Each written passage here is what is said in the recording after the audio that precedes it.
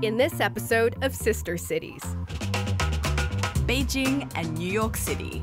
They're home to millions of people and millions of stories. Separated by thousands of miles and centuries of history. But Beijing and New York actually share one heartbeat.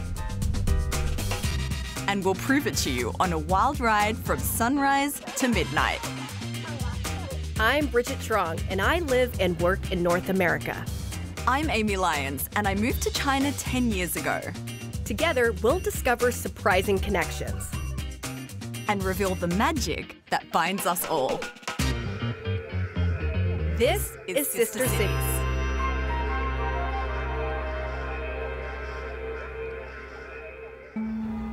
Morning in New York. Every day, America's largest city wakes up to this amazing skyline.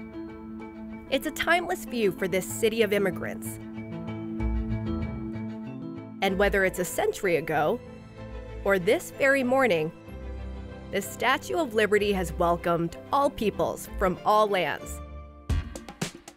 Renil Langdon is a National Park Ranger who may have the best job in New York, taking care of this beloved statue. Renil! Hi, Bridget. Welcome to New York and welcome to the Statue of Liberty National Monument. Thank you so much. This is such a treat. What do you think makes her one of the most iconic structures out there? I think it's her story. Over 12 million immigrants sailed past the Statue of Liberty. And this was the first sort of welcome to the United States they saw. How did she get here? You know, after the Civil War in 1865, French political thinker Edouard Laboulaye had the idea, but that was just the idea. First, they built her in Paris, completely assembled the statue, then took it apart in over 310 pieces, packed her into crates on a French naval vessel, and shipped her over to the United States. I'm an immigrant myself. I immigrated here just before 9/11. So to be here in a city of over 8 million residents, I mean, it's poetic. I couldn't have scripted a better story. Lady Liberty is 305 feet, or 90 meters tall, a symbol of New York that stands alone. But American engineers added a special vantage point for visitors to enjoy.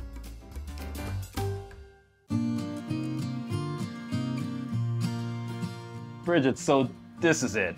Wow! We're here. I mean, we've seen it from the outside, but now we're inside the Statue of Liberty's head. This is incredible. We're literally in her head.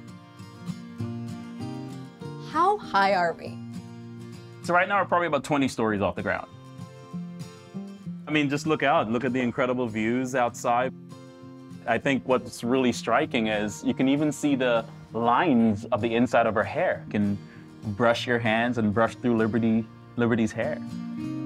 It's amazing to think the skin of the statue is about 1/10 of an inch, less than most coins.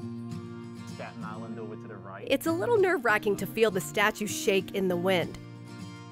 But I also understand how Lady Liberty is New York City's front door, welcoming you into a world of possibilities.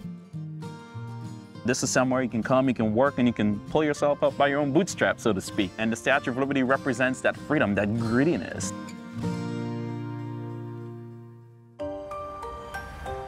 It's sunrise in Beijing. And just like Bridget in New York, my day begins at a landmark that symbolizes this city and its people. I'm greeting the day with architectural designer Song Zhuangzhuang. Song's a Harvard-educated architectural designer who studies how Beijing is a 1,000-year-old city built on an ancient foundation, but always adapting to new growth. The scale of Beijing dwarfs New York City. Framed by 7 concentric circles called ring roads, you could fit almost 14 New York cities within Beijing city limits. The lifeblood of Beijing is the Central Axis, a north-south road honouring Chinese principles that bring balance to Beijing and provide a home to the city's most important public spaces and corridors of power, including this iconic structure, the Olympic Tower. 哇，那很多人可能不知道，北京是一个被计划的一个城市，对吧？然后这里可以看到那个中轴线。你能看到这条路是笔直的，一直往南延伸。然后在上面也能看到很多的地标建筑，对吧？比如说呢？比如离咱们最近的这个鸟巢、水立方，啊，都是这个08年奥运会时候建的。然后再往前，能看到老城里边的很多的建筑，就比如最近的，其实能看到2个小的点，一个是鼓楼，一个是钟楼。现在多长呢？现在因为老城是7.8公里嘛，刚才提到的，现在是88.8公里啊，就是它特别吉利的一个数字。哇，好神奇啊！ For Song, how Beijing has grown over the centuries speaks to the brilliance of the original planners, who designed a city that can adapt and embrace an ever-changing world.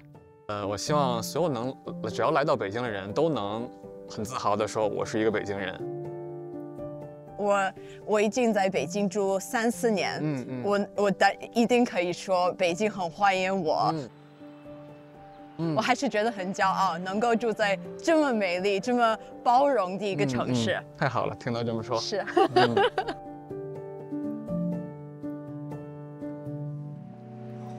Back in Manhattan, the rush of the day is now in full swing. Whether you've been up all night or your day is just getting started, most New Yorkers are moving and grooving to the same beat. The subway. It doesn't matter if you're going uptown or downtown, this is the best way to get to work or to your favorite breakfast spot. Which for me is across the river from Manhattan, in the beautiful borough of Brooklyn. This is Shelsky's of Brooklyn, one of New York City's premier bagel bakeries. While bagels are a Jewish tradition known the world over, they were really perfected here in New York City. Shelsky's in Brooklyn still makes their bagels the old way, homemade dough, hand-rolled, and perfectly baked. Louis Spada is one of the owners of Shelsky's. He grew up in New York City, and he knows a few things about bagels. Louis, what makes the perfect bagel in your opinion? Perfect bagel is going to want to have a nice exterior where it's got like a little crunch, a little bite, okay? It's going to be well seated, as you can see. And then when you open it up, okay, you see how that pulls? If you tear this apart, you see how hard that is? That's the chewiness you want. As we like to say, you should burn off the calories of the bagel by chewing the bagel. That's how a bagel should be.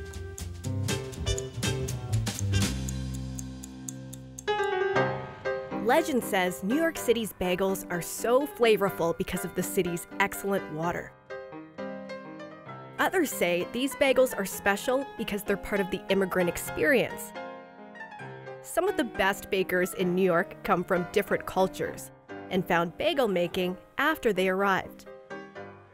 Antonio represents that melting pot at Shelsky's. Born in the Dominican Republic, Antonio's not Jewish, but he's risen through the ranks, and today he's one of the city's best handmade bagel rollers.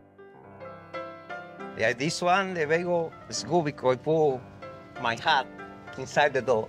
I think the right thing when you're doing something you love is the good thing. Conozco más de varias personas que hacen ya bagel, se van mezclando la cultura. Es parte de la vida de Nueva York, la hermandad entre gente de diferentes países. Y le doy gracias a Jehová por todo.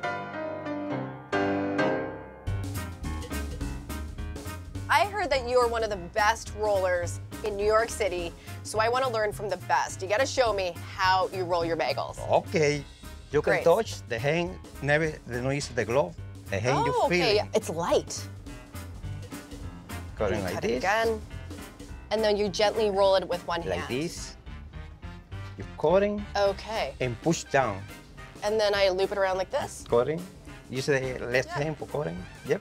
And then just pull it. Yep. Cutting. Like this. Yep. Got it. Push down. And then push down. Let's see. Let's compare the two. Oh. Okay. Great bagel. First bagel is great. This is just me putting my personal take on things. That's it. How long have you been rolling? 26 years. 26 years. Be a part of this New York tradition. I'm so happy because they have a job. Thank God. My daughter and my son go to college. So the finish, but I'm so happy. Let's see how far we've come. Can we see how far? Okay. Okay.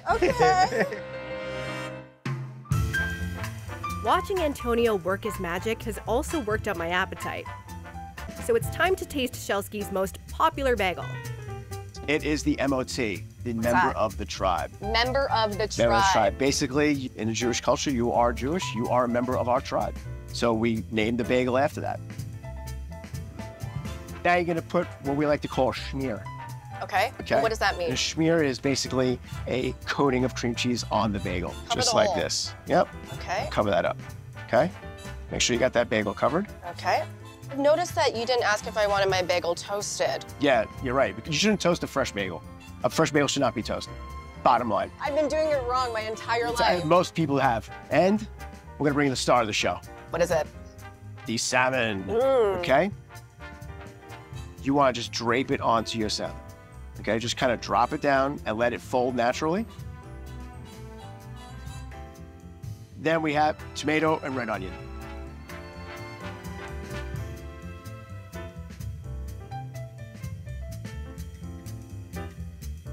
Mm. Oh, man. Oh my gosh, that's delicious. That's dope. When you see all the people outside lining up to start their day with your bagels, what makes you most proud of what you're doing? That can bring a little pleasure and a little joy to someone's day for that moment that they're chewing into that bagel and that sandwich.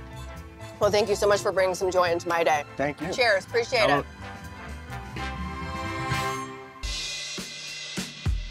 Just like bagels in Brooklyn, breakfast in Beijing is a way to connect with the past. And as I journey south down the Central Axis, I find the historic Hutong neighborhood, which is over 700 years old. This is where Beijingers come to drink in the city's history for breakfast. It's called douzhi, a kind of breakfast porridge made from fermented mung beans, a protein-rich food that's good for your heart, bones, and digestion, to name a few. But it's definitely an acquired taste.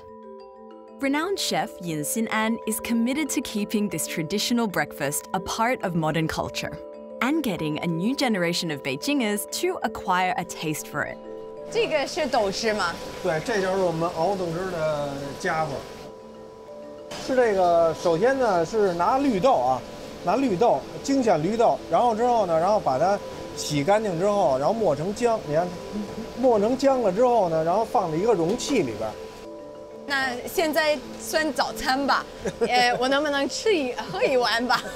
可以的。Okay, okay, let's go have some doja for breakfast.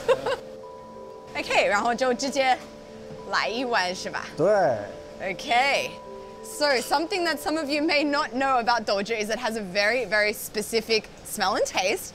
I guess you can describe it as kind of sour, slightly eggy. It's a very acquired taste, a taste I myself haven't quite acquired just yet, but who knows, maybe today is the beginning of a very beautiful love relationship with doja. 可以喝吗？可以。Okay, 我们去店里喝吧。好嘞，好嘞。那个小点口，一大口容易烫，小点口啊，小点，小点口，对，不要想它什么味儿啊，直接咽下去。哦，你看，别想它什么，你再喝一口，再喝一口，再喝一口，再喝一口。Okay, I gotta go for another one. 然后就两根咸菜吃。现在两个咸菜吃，直接吃吗？对，直接吃啊，还不错，用筷子用的不错。哦，谢谢。能加起咸菜来，用的不错了。是吧？能接受。对，你看你再喝，然后这味道就变了。Okay. 哎，它就跟刚开始喝味道不一样了。Okay, we're going in for our third sip, guys. 味道就变了。对，就吃完那个咸菜以后就变了，对，另外一个样子。初喝者来说，老觉得不好喝，是他抱着美食的态度。假设说咱们胃疼，轻微的胃疼啊，你要喝一碗热豆汁，当时就能好了。那你通过我一介绍，觉得对人身体有好处，抱着养生的态度喝，也应该有这种责任，把这个传统的这种北京小吃也传下去。是这样，这个东西要在我手里断了，我觉得都对不起好多到这儿来的顾客，是吧？不能让这些顾客失望。我看起来你没有失望，他们都很喜欢你。再说，我觉得豆汁也算是可以代表北京嘛，是很有名的菜，很多人喜欢喝。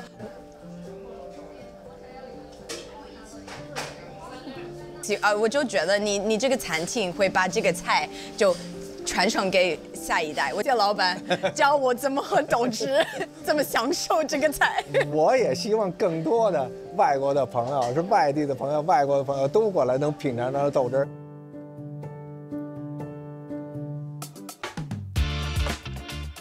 It's now mid-morning, and Beijing and New York are on the move. New York City is one of the fashion capitals of the world, one of the places to see and be seen. Everywhere in this city is like a fashion runway. And in one corner of Brooklyn is the studio of Johnny Cirillo, a master of capturing the people and the moments that deliver today's New York style.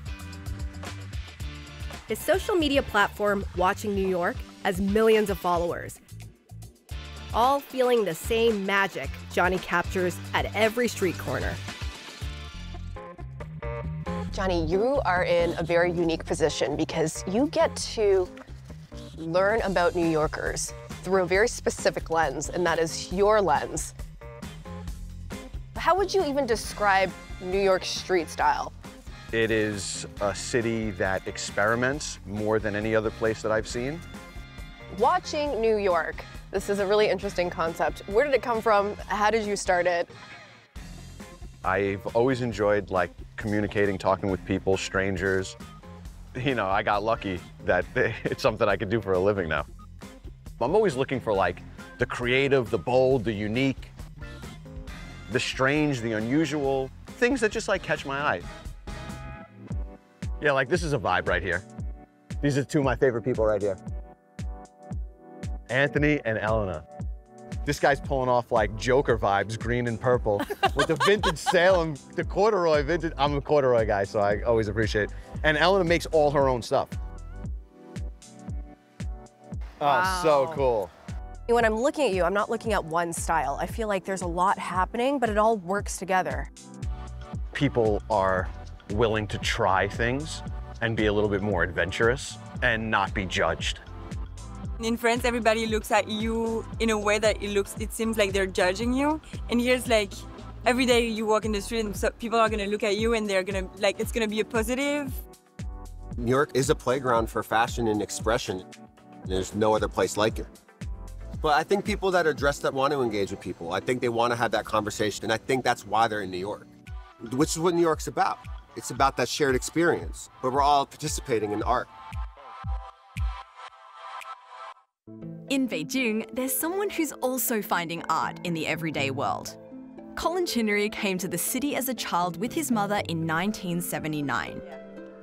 He's lived here most of his life and witnessed the enormous changes Beijing has gone through. Today, Colin scours the city to record the sounds of old Beijing. And further down the central axis, there's a perfect place to hear that traditional spirit. Longtanghu Park brings together Beijingers who still celebrate the echoes of a time gone by. How should I call them? In Chinese, they'll call 空竹. 公主. Yeah. It's like we're walking through a swarm I of know. bees. It's like the sound. So modern cities, contemporary cities, have all basically the same sounds. So that's why in Beijing I focus more on the traditional sounds, because it really gives the hallmark of a place. A lot of these sounds are about memory. It's about the past and the present. So this is a kind of connection, a real connection with the past. This is actually a part of the past that is living right now.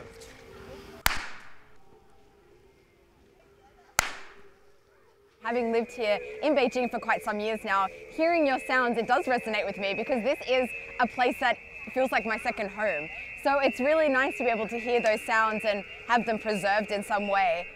Colin's passion isn't just recording the sounds of old Beijing. He's sharing these treasures in one of the city's most unique experiences, Beijing Sound Museum. And he's giving me a special after-hours tour. We have all the sounds of old Beijing, and Beijing culture is full of sound. There are pigeon fanciers all over the world. People like playing with pigeons, keeping pigeons, racing pigeons, but only in Beijing do they think of listening to pigeons. Well, pigeons don't really make a sound. So they make whistles for pigeons to wear on their backs. So when they fly, you can hear the pigeons whistle.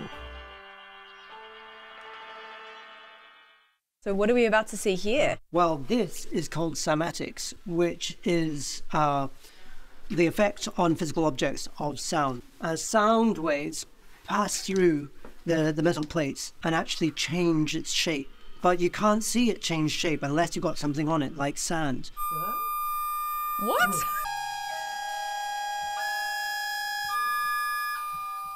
It's like magic. And it just makes me realize that this world is just so beautiful, even the things that we can't see visible to the naked eye. I mean, that's so pretty. This is really showing me how important sound is, and I'm hearing the different sounds on your speakers here, and I'm thinking, oh, that's so Beijing, that's so Beijing, that's so Beijing. It's incredible how much I know about this city through the sound. It's about memory. It's about culture as something living. This is a museum, but it's a different kind of museum. It doesn't feel like one of those museums where you put dead things in. Right? It's really a museum about now, about living people. It's clear Beijingers and New Yorkers share a passion for moving forward. And innovators are constantly working to keep these cities thriving without losing sight of their roots. And in Brooklyn, this unremarkable building is actually a high-tech laboratory. Farm 1 is a cutting-edge hydroponic farm. Hydroponic meaning these plants don't grow in soil. They get all their nutrients from a water-based solution. Hydroponic farming is really high-tech science, targeting the growing global challenges of food security, environmental resilience, agricultural labor practices, and everyone's access to healthy food year-round. New York City, obviously one of the biggest cities on the planet, and cities consume so much, where there's so many people eating salad here. And most of that salad, if you live in the US, comes from the West Coast. It comes from drought regions like California, Texas, Arizona. And so what we're doing most of the time is trucking that salad from a place without water to a place like New York, where we have a ton of water. And so isn't it exciting to be able to farm right here and give people that direct connection? When I was walking by, I was one of those people that looked in and said, what is this? So I'm hoping we can get a tour of your facility right now. Yeah, let's do it. Okay. Oh my gosh, this is so cool. This working farm is small but mighty, showing off how hydroponics uses vertical space to grow food efficiently, with no stress on the land and dramatically less water required than traditional farming. As this technology scales up, it helps to eliminate the lengthy supply chain from distant growers to urban consumers. One of my favorite things about this room is the smell. When you come in, it smells so rich, fresh. It's amazing. We grow a mixture of edible flowers, which are what you're seeing here, some rare herbs, and then a huge array of salad greens, baby greens, microgreens. This is one of my favorites. This is called a begonia. I don't know, you might have seen this in a garden. I usually put this in a vase. Yeah, sure. Yes. Well, you can actually eat this, and it has a surprising, really cool flavor. So give that a go. The whole thing I can eat? Yeah, go for it. Okay. Pop it right in there. It's sour, Yeah. but juicy. What was that burst in my mouth? Well, so what you're getting is actually oxalic acid, which is in these petals and leaves. And that's giving you that sour sensation. And it's that real juicy kind of burst, right? It's like biting into an apple. This hydroponic approach to urban farming is a window into the future, as we find new ways to feed our planet's cities. But technology alone will never solve this puzzle. This farm uses no pesticides, so they deploy one of Mother Nature's superheroes to help keep things healthy. And why ladybugs of all insects? Ladybugs are amazing at hunting aphids. They're doing the Lord's work. They are. They're little soldiers. Yeah.